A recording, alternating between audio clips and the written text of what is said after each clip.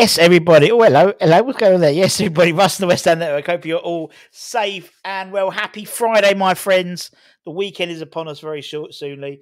And soonly, is that a word? Probably not. It's made up. And obviously, we play Spurs at 3 Point Lane tomorrow at 12:30 kickoff. We'll be having, I think Anton's doing the starting 11 show a couple of hours beforehand. Then we're having the watch along, the review show afterwards. And so we're all gearing up. Lunchtime today, we went through our live show, which gave you guys an opportunity to talk about. We talked about Lucas Paqueta and Fulkrug and random stuff as per usual. I think it's on TNT tomorrow. So keep it on TNT just in case. You might recognise some people on there.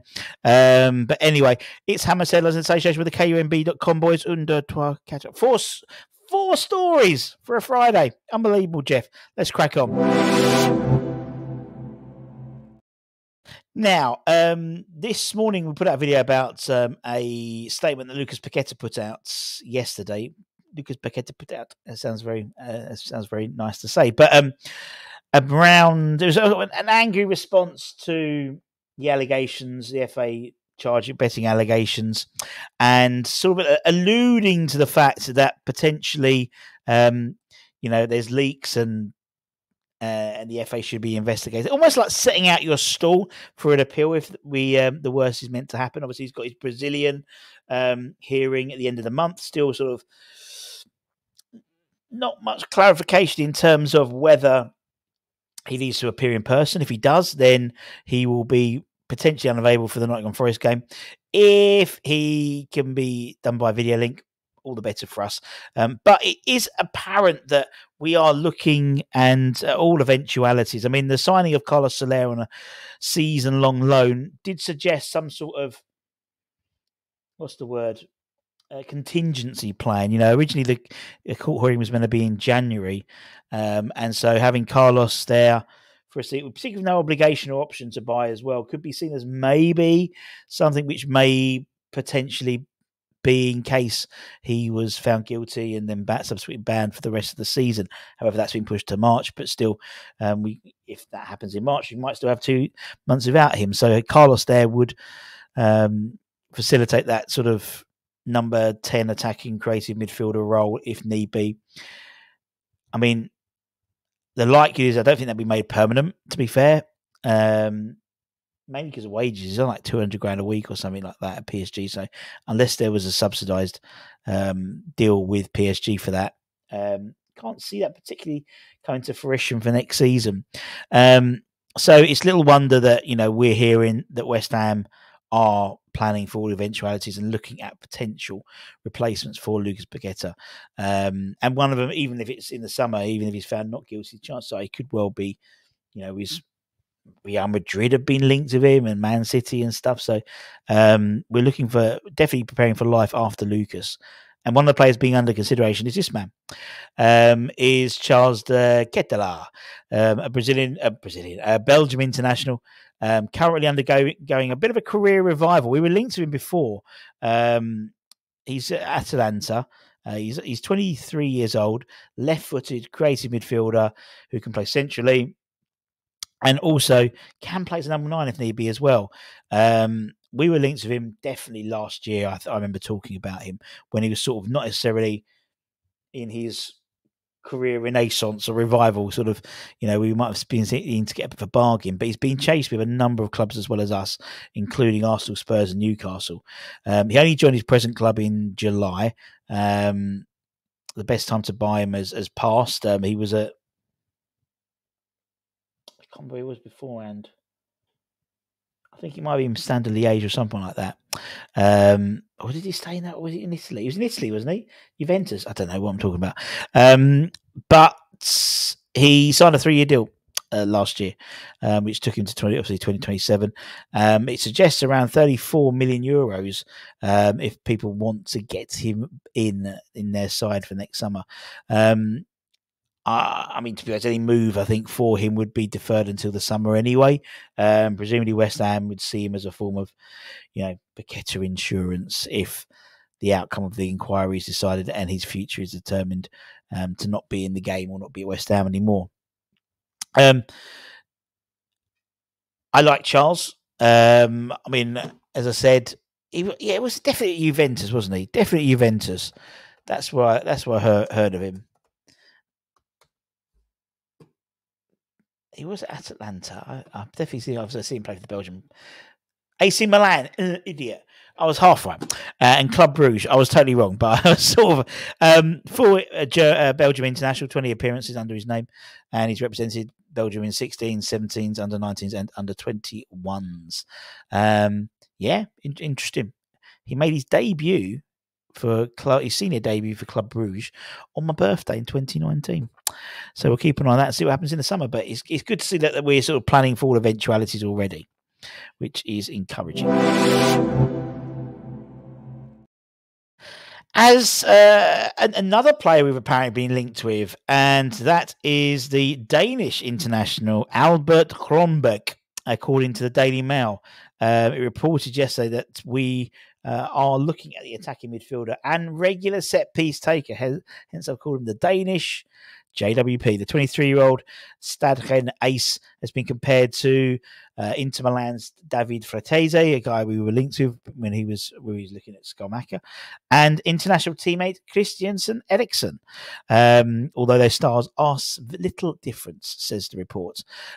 He has been promising signs for the future for a long time and could find himself signing for the Hammers in the near future. No doubt that an exciting prospect.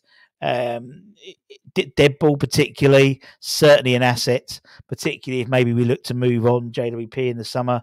Obviously he's on loan at Nottingham Forest at the moment, and again, for me this could be that Paqueta insurance, and I think if someone like Paqueta left, that would open up this position where maybe Charles or maybe Albert could come in and make a true impact on the side. And again, both same ages as well. Slightly different players, but I think it's interesting to see we're looking far and wide. So that's Italy, and that's League A, and we're looking even wider apparently. So apparently, West Ham, I keep saying apparently because it is apparently, because this reports, apparently according to TBR, West Ham are among several Premier League clubs monitoring Nordsjælland's midfielder Mario Dorgeles, along with the likes of Newcastle, Aston Villa and Arsenal. We're keeping apparently a close eye on the promising Ivorian starlet, who is tipped for a bright future after becoming a regular for the Danish Giants in recent months. Obviously, he followed a very similar trajectory to Mohamed Kudus. He's 20. He's 20 years old. He's from the Ghana's Right to Dream Academy, where Mohamed Kudus came in, and obviously they went to Nordsjælland, then obviously went to Ajax, and then came to West Ham. So it's the same path. Similarly, path from Ibrahim Osman as well. If you remember, we were after him, and he ended up going to Brighton. I think he's on loan at Feyenoord or someone like that at the moment. But he's been described as a future star. He's made 25 appearances his debut season so far. Scouts from across England have apparently watched him, as well as the likes of Benfica, Sporting Lisbon, Bayer Leverkusen and Marseille are among the clubs to have already watched him this season. So very interesting. Obviously more of a midfielder, more of a powerhouse in midfield rather than necessarily a starlet in terms of like a winger. But again, interesting, and particularly with obviously having Mohamed there as well, that could possibly help.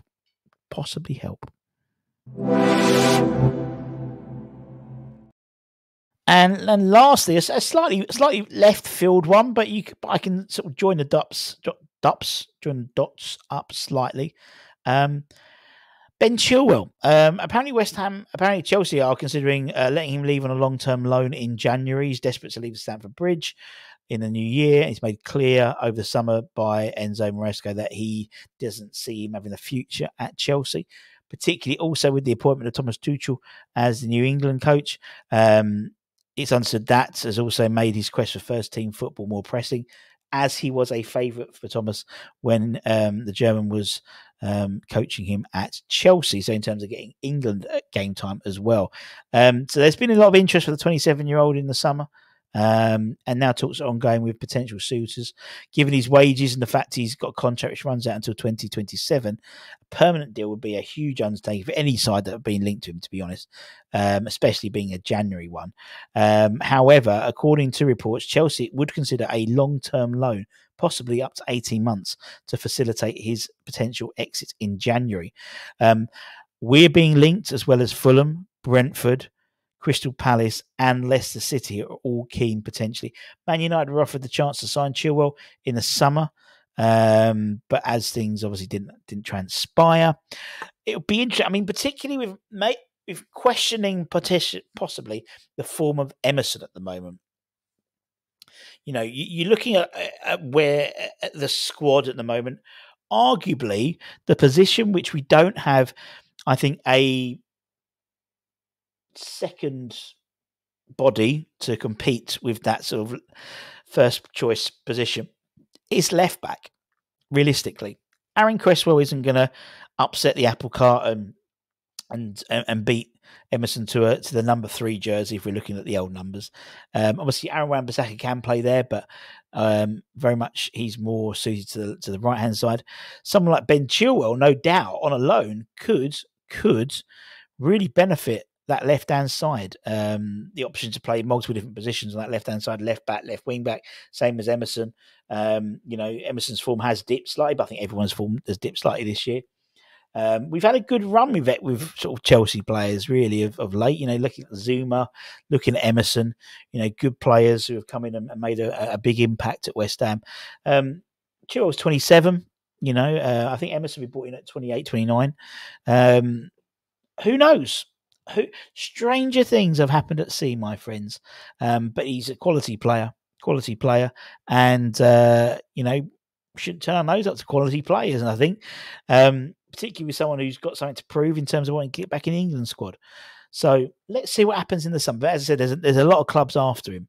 I mean, the fact is, with Emerson, he's still the number 1, but maybe bringing in might just up Emerson's game a bit. And I don't know. There was obviously talks in the summer about him potentially going back to Italy.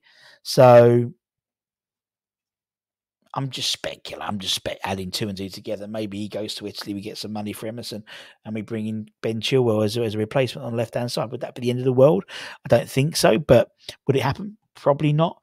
It's just a report. But as I said, always we provide sort of the news, so you don't have to sift through all the gossip pages. But I'd be interested to know your thoughts about that. Let me know in the comments below. And that's it, my friends. Thank you very, very much for your time, as per usual. Alex went and did had a chat with a Spurs fan on the extra channel, so go back and check that out. That was very, very good indeed. And as I said, keep an eye on the channel. Keep an eye on TNT Sports as well tomorrow for the West Ham Spurs game, or Spurs West Ham game at 3 Point Lane. We'll be doing all the fun of the fair in terms of all the build up to the game, starting 11s, all that type of stuff, as per usual. So take care, stay safe, stay warm, stay humble, keep the faith, and come on, you bloody, bloody, bloody irons. Much love. Bye.